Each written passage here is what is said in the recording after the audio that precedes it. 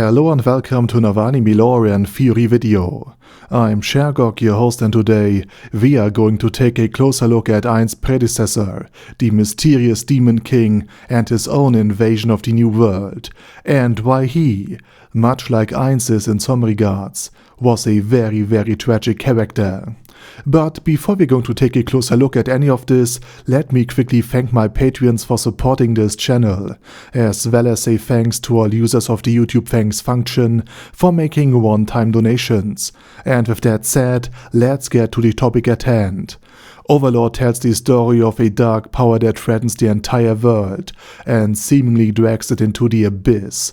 It features beings not from this new world, but from Yggdrasil 9, endowed with incredible powers, capable of wiping out entire nations, beings against whom humans, dragons, and the many other species of the New World appeared powerless initially. Beings against whom humans, dragons, and the many other species of the New World appear completely powerless.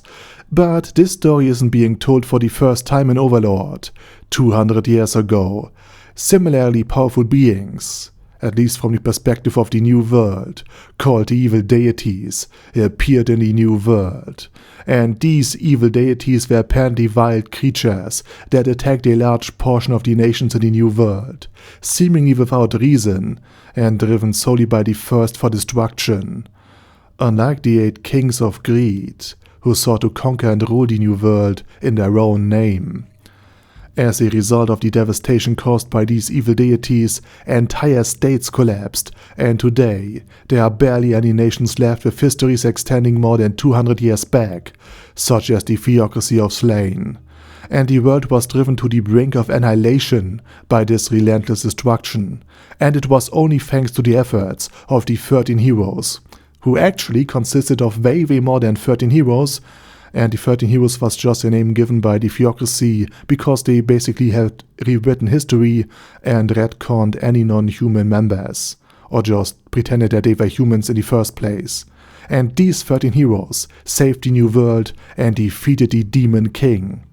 And we know that Evil Eye, who was likely much weaker 200 years ago than she is now, managed to kill one of the evil deities, the so-called insect god, using the spell Verminbane. And this feat also enabled her to later defeat Entoma Vasilisa Zeta, a level 56 battlemate equipped with extremely rare and powerful items. And the 13 heroes, including a player from Yggdrasil 9, who initially started as the weakest member, but over time became the strongest, were supported by various allies, such as Platinum Dragonlord, Regret Bear's Karoo, from weapons and items from the 8 Kings' own capital, and by the Dwarven King, and his runecraft, who had lost much of his family due to one of the evil deities that attacked his own capital city. Together with countless others, including a dark-armored knight, they ultimately managed to defeat the Demon King. And in regards to the Demon King, there are several details that make me question the validity of the theory that all of the evil deities were merely NPC monsters that basically attacked anyone in their vicinity because this is what hostile NPCs are supposed to do. For instance, why would a group of monsters, presumably programmed to attack all enemies indiscriminately, have a leader, a king, to coordinate them and issue commands?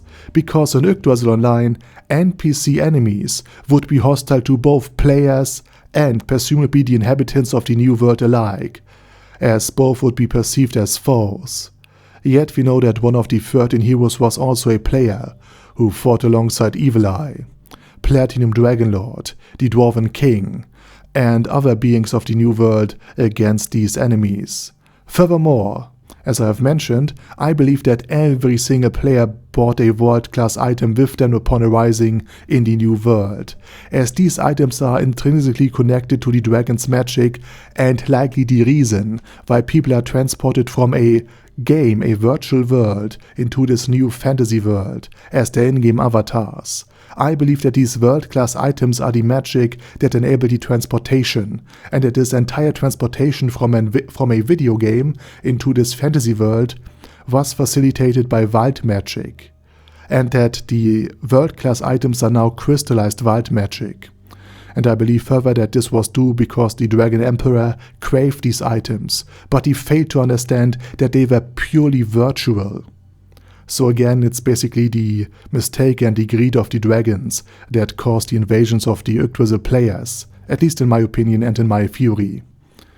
And again, for this reason, I think it's likely that the Demon King was once a human, and that his body is just that of a demon. And this leads to an interesting question: why would a human want to destroy the new world? And where did the other enemies come from? And I think it's possible that some of the evil deities, like Quay, the Demon Tree, were genuinely just NPCs or at least rogue summons, where basically the summoner has perished, and they still stay in the world because they consumed souls to bind themselves to this very place, this material realm, even though they are, in the case of Ainz, just undead, or like in the case of this Demon Tree, a demon. And Quay, for example, he would awaken every few decades or centuries, consume everything in its vicinity, and then just seemingly go back to sleep. And its behavior is more akin to that of Hamske than a proper NPC. And the fact that Hamske lived also in the Great Forest of Top is also quite intriguing, as is the point that Hamske didn't know any combat techniques until trading with Sarayusu, which is typical for Yggdrasil Online players and NPCs, because back then there were no martial arts, no combat techniques to actually use and deploy. Instead, people fought with skills and with the skills of items or the effects of items.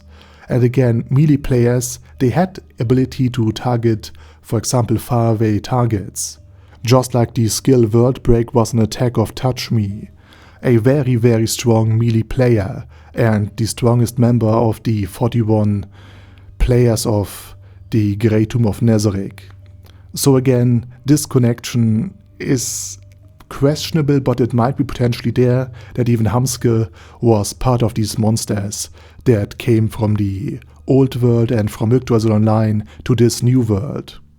And we also know that more than just one player, and therefore more than just one world-class item, has arrived in the new world. And my point is, for this very reason, it is entirely possible that the evil deities were composed partially of the Demon King and his subordinates, and partially of just random NPCs that were brought into the new world during the transfer. And as mentioned, I believe that part of the evil deities may have been controlled by the Demon King, perhaps through a skill, much like how Ainz can control undead creatures, even if they originate from the new world. Alternatively, the Demon King may have created these beings himself, using a skill or summon just to make them appear. And perhaps they were also summoned by an item, because we know for a fact that there are world-class items out there that can summon an unlimited amount of demons. And this very world-class item was also very, very much so sought after by Ulbert Elaine Oddle. And he even on 2 separate occasions tried to replicate it, but he ultimately failed. And if even just the Demon King himself had the ability to summon subordinates repeatedly, similar to how Demiurge can manifest a single evil lord at a time, and summon a new one after a cooldown period, even if the previous one is defeated, then the Demon King could have continuously summoned his demonic servants after each cooldown. And all of this ties into another neat fact, because we also know that many of the demons were sealed away rather than outright destroyed.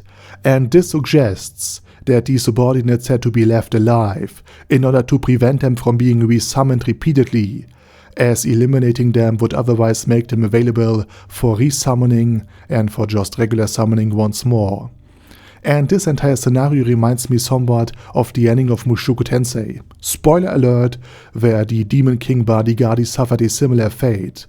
And the 200-year timeline also played a significant role in Mushoku Tensei, making the parallels even more intriguing.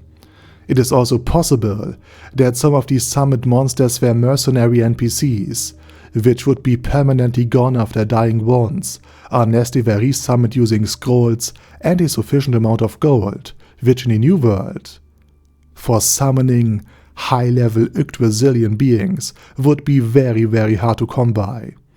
And we know that even Nazarick by now is still unable to summon new Hanzos because its supply of scrolls has been almost depleted and cannot be easily replenished due to the lack of high quality materials.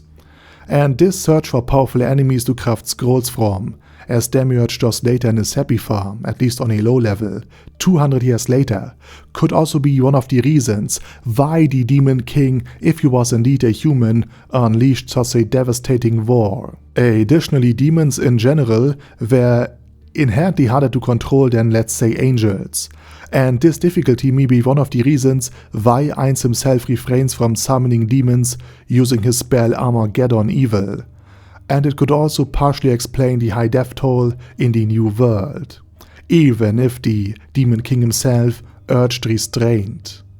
And just as Ainz Ulgon's undead body has mentally influenced him, allowing him to endure and commit unimaginable atrocities without batting an eye, despite having been an ordinary office worker, it's possible that the Demon King was similarly influenced by his new demonic body on a mental level. For example, we know from Sheltier that she can enter a blood frenzy state, and it's possible that the Demon King had a similar disadvantage on mental influence.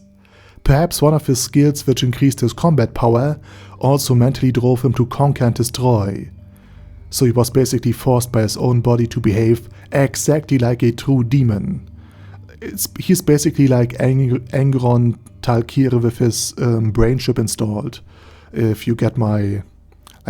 I drop a lot of Warhammer 40k lore references in the last couple of weeks. Again, it doesn't matter. In other words, during some lucid moments, the Demon King might have even been aware of what he was doing, but he was just unable to feel sorrow or remorse, because his body had a lasting influence on his mind. And this makes the whole situation even more tragic. If he had entered the New World as a human, or even as an angel, this spiritual predecessor of Ainz might not have ravaged the world as a demonic leader.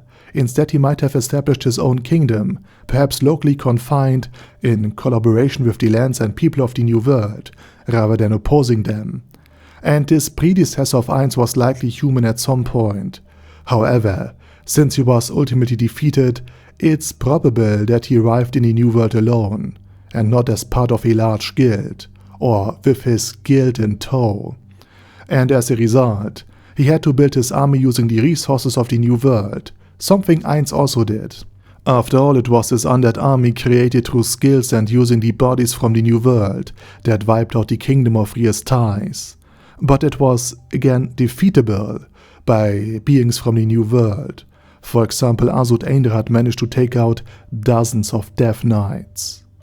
And again, a single one would have been an apocalyptic threat to the entire empire of Barut and its formidable military, if it hadn't been for Fluda Paradane the Triad Wizard intervening and just carpet bombing it with fireball from a very safe and high above altitude.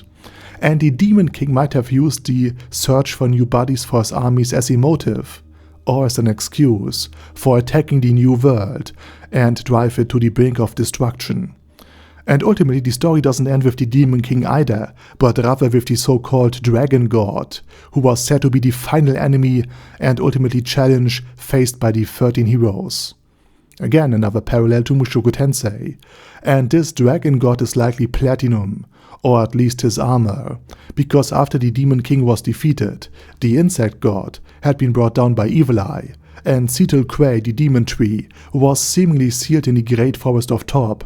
There was no longer any reason for Platinum to allow the player, who according to Evil Eye had by then become the strongest regular member of the 13 heroes, to live.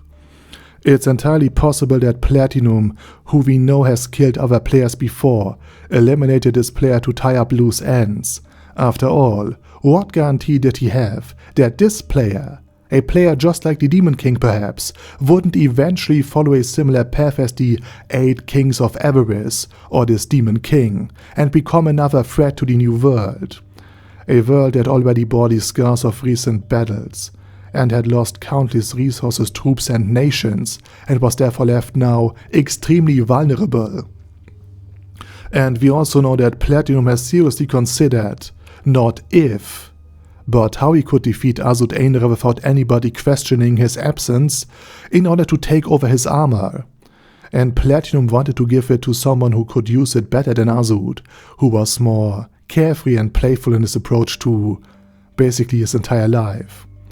Because without the armor of reinforcement, Azud was relatively weak, and there were certainly others who could make better use of such a powerful item. And Platinum might have done something similar here, perhaps to claim the player's equipment or even their world-class item. And again, as I mentioned earlier, I believe that every single player and every single being and item from Yggd to Azilon 9 that had arrived in the new world must have been near a world item for the transfer to the new world to occur. In other words, Platinum had far more reason to fear and gain from this player, who was already incredibly powerful and in possession of a world-class item supposedly, than he did from Azud Ainra. And to put it simply, I believe Platinum eliminated the player to safeguard the new world and claim the items for himself. And with that said, now it's your turn. What do you think about the Demon King, the evil deities, the 13 heroes, Platinum, the player that led the 13 heroes, and the video itself? Let me know it down in the comment section.